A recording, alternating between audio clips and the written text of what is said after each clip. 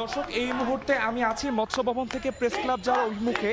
আমার পিছনে যে বিরাট বিক্ষোভ মিছিলটা আপনারা দেখতে পাচ্ছেন, সেটি হচ্ছে সরকারি প্রাথমিক বিদ্যালয় নিয়োগপ্রাপ্ত যেই শিক্ষকরা রয়েছেন তাদের আসলে গতকালকে হাইকোর্ট রিট দিয়েছে। সেই রিটটিতে তাদের নিয়োগ স্থগিত ঘোষণা করা হয়েছে। এর প্রতিবাদে তারা অনেক দিন ধরেই দাবি করছেন যে তাদের যে রায়টি স্থগিত ছিল সেই স্থগিতের বিরুদ্ধে তারা বিভিন্ন সময় প্রতিবাদ জানিয়েছেন। প্রেস ক্লাবের সামনে তারা বিভিন্ন আন্দোলন করেছেন, কিন্তু তখন তাদেরকে কেউ কোনো আসলে তাদের দিকে কোনো দৃষ্টি আকর্ষণ করেনি।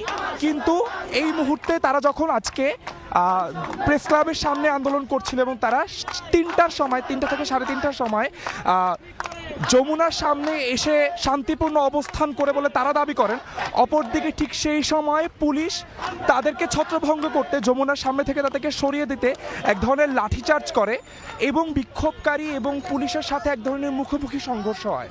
ঠিক সেই সময় যমুনা থেকে বিক্ষোভকারীরা ধীরে ধীরে সামনে এগিয়ে যান।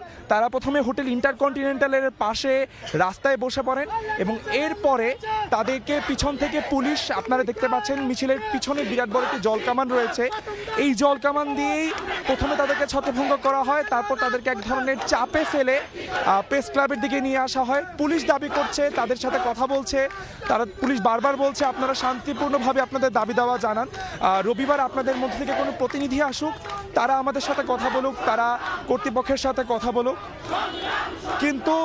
কিন্তু তারা এখন লিখিত এক ধরনের দাবি চাচ্ছেন, লিখিত এক ধরনের আশ্বাস চাচ্ছেন।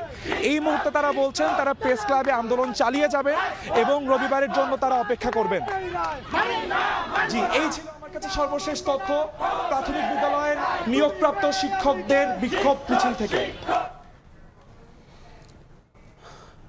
যমুনার সামনে থেকে সরাসরি যুক্ত হয়েছিলেন সহকর্মী আদনান তুর্য।